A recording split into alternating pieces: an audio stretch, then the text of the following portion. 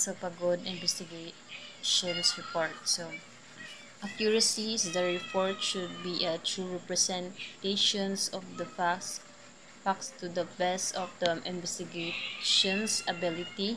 Informations both favorable and unfavorable to the suspect should be included.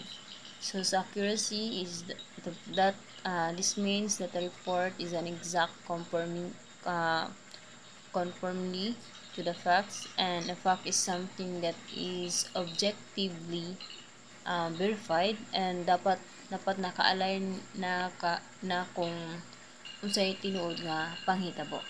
Next is completeness.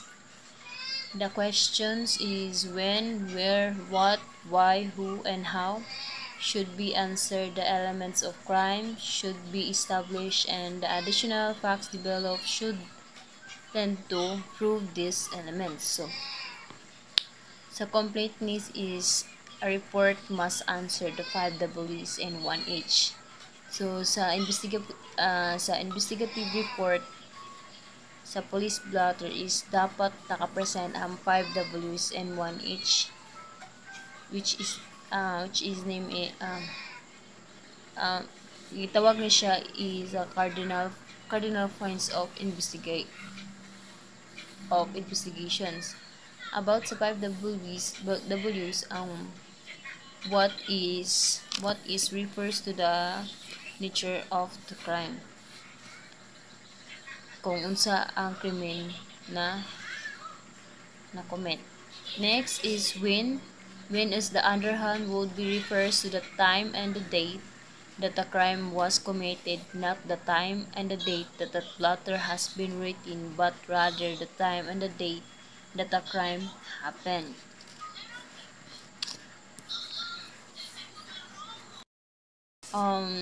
Where is would refer to the place where the crime happened, and why is refers to the reason or motive in the commissions of the crime, and who is refers to the identity, not only the suspect but also the victim, and how is the other hand would answer the modus operandi or operation or the mode of operations in the commissions of the crime. So, completeness is dapat naka-report ang 5 W's and 1 H, and 1 H should be present ni siya. Kay mo ni siya ang pinaka-importante nga dapat ma-present ni siya sa report. Next is brevity. Brevity is this means that the report says much with few words as possible, or it will lead to the eliminations of unnecessary words. Most sentence is police report consists of 12 to 15 words. So, dapat katong mga words nga hypotenuse is kanang dili na mga gamiton kailangan sa personal presentations of the report. Next is fairness. Fairness is the investigations that should be take the facts as he finds them, and if ever he has theory, it must be consist with the facts. No? So, for example, is investigator nga nag-imbestiga sa kaso nga kanang pagpangawat. So, nakita nakita niya ang pirtahan nga sirado, tas na ay bakas sa tiil diya sa yuta. So, iyang na kung sa iyang theories nga is pagpangawat nga nisulod sa balay kay tungod siyang uno na kay tungod kay gisarado ang sapirtahan. Pero pag imbestigahan niya sa baka sa tiil is kay na gamay ang size. So siyang figure kay dili man mas nga maklaro, but dapat mas kailangan gud nga mas i-investigate niya og tarong kung unsay tinuod nga panghitabo. That's all. So form and style. The arrangement of the materials presented should be in a manner which will make the report easy to read. So, sa inyong padari, it is a part of good investigation na dapat ang report is presentable, clear ang pagka-deliver, aron pod nga dali siya masabtan. So, diinin pod nga the report should be easy to read. So, last is the prompt.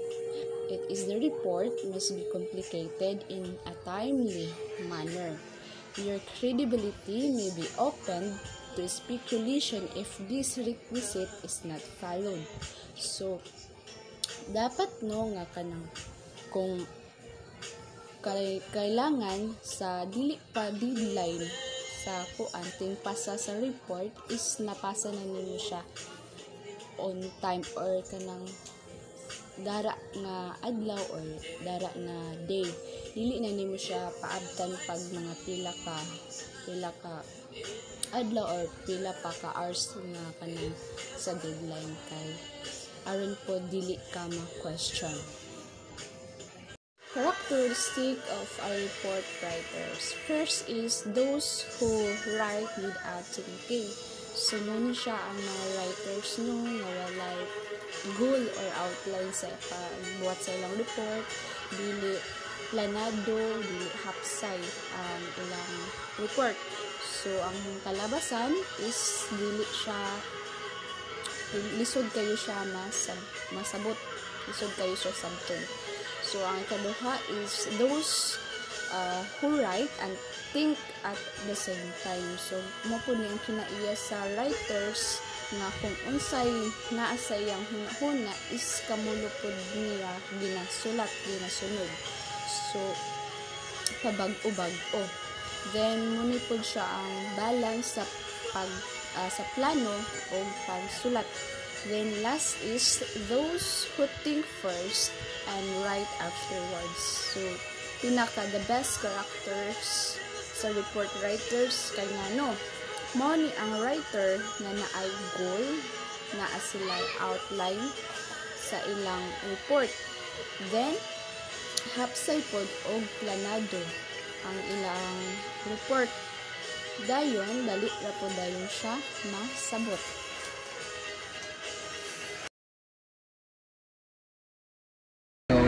First to report is affidavit. So, ang affidavit di guys, muna siya ang documents na ipasa nimo sa courting, na ipaglaban dito nimo ng mga reklamo or transaction para kung sa imong mga gina reklamo sa or mga sala sa mga imong example siya affidavit of loss or affidavit of divorce. So, kailangan may siya mga documents para ma-aprobahan sa courting or sa mga notary sa mga kabatayan. Or napa siya affidavit of adoption or affidavit of authority. So, muna siya ang pinaka main nga ginagamit sa mga korte, ang affidavit laws. So, let's proceed to after operation. Muna siya ang after operation report sa mga documents na siya sa autoridad na mga example mga police or militar. Pag umana nila pag-operation, muna nila ang mga detalye nila, gipangbuhat nila sa ilang ginahatag dayon is ang pizza sa oras na operasyon, mga lokasyon, mga resulta sa pag-operation, muna ilang mga detalye na gipanghatag dayon og mga nasakitan na mga damage or nakuan mga ebidensya. Muna siya ang after report after operation report. So let's proceed to SOCO report. SOCO report day siya guys, muna siya scenes of the operation report. So muna siya buhat siya sa dokumento para sa mga katauhan para sa scene operation like Philippine National Police. So pag gumana nila sila sa mga scenes of the crime guys, so ang mga pang ano gyapon nila pampasa gyapon nila sa mga dokumento, mga details. So muna na mga same lang gyapon sa ano ba kaning gi-mention ako sa after operation reports. Ang kalailan nila guys, ano na siya, scenes of the crime na among hawid ani mga Philippine National Police. So mga pizza o oras sa operasyon, lokasyon, operasyon ng mga resulta o same lang gyapon sila, pero ang kalainan nila ang hawid ani is Philippine National Police sa SOCO report. So ang last guys sa aging report. So ang aging report guys nga ihatag naman sila mga documents gyapon para sa mga ahente o mga katawhan o ahensya sa seguridad tulad ng National Bureau of Investigation, mga NBI, nga siya mga ahente nga mo ano alagad sa ang mga kuha nila mga ihatag mga details na po guys sa mga documents nila after mga mag-report ng mga agent report. So ang mga nakuha ang ebidensya, impormasyon o layunin. So unsay lang ipang gid nga dapat makuha nilang operasyon o sa resulta sa operasyon. Same lang gyapon sila sa ang kalainan nila ang hawid sa ilahang mga sa after operation report, so report o agent report guys. Dahil lang ang mo hawid sa ilang mga kaso. So guys, thank you all.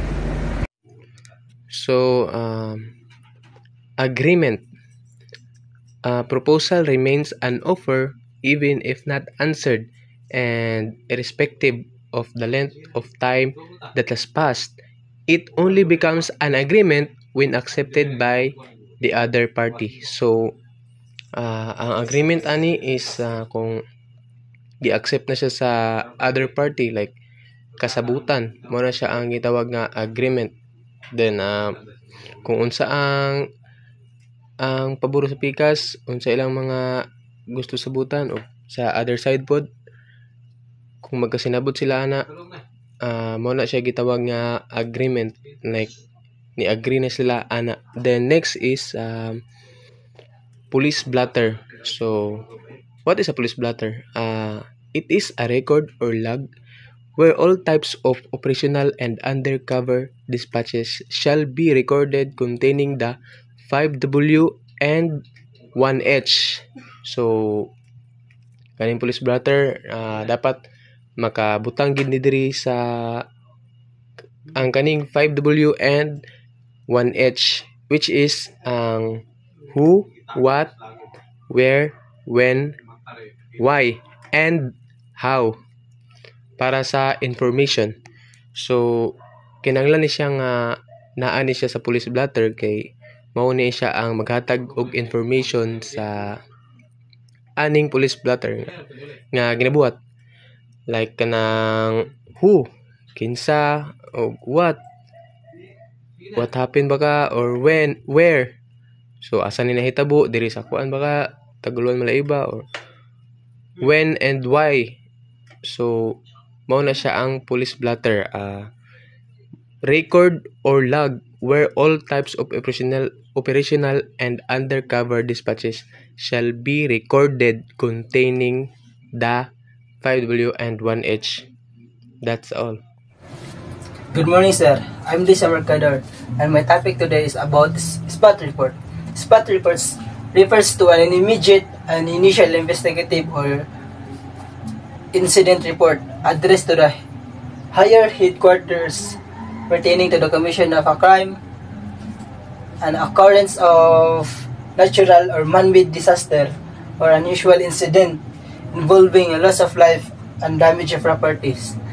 Ang spot report, sir, is a quick and short reports that gives information after the incident happens. For example, emergency. Kuhaon ang mga important details such as like what, when, where, and how. And kuhaon po nila ang ning witness. Kung sa witness sa incident para i-process din pag-abot to sa headquarters para ma-sumpay din dito sa blotter report. My next report is about tactical interrogation interrogation report. In tactical interrogation report is the document created after questioning a suspect to gather important information. Example, personal and family background. Personal and family background is information about asa sila nagpuyo, or unsa ilang mga background silang family, o about sa personal life sa suspect. Ang educational background about sa asa nag-eskwela ang suspect, or unsay yang nahuman. Then professional background, kung ang suspect na ba siya trabaho or may mga part-time job, or na ba siya mga mga business about na.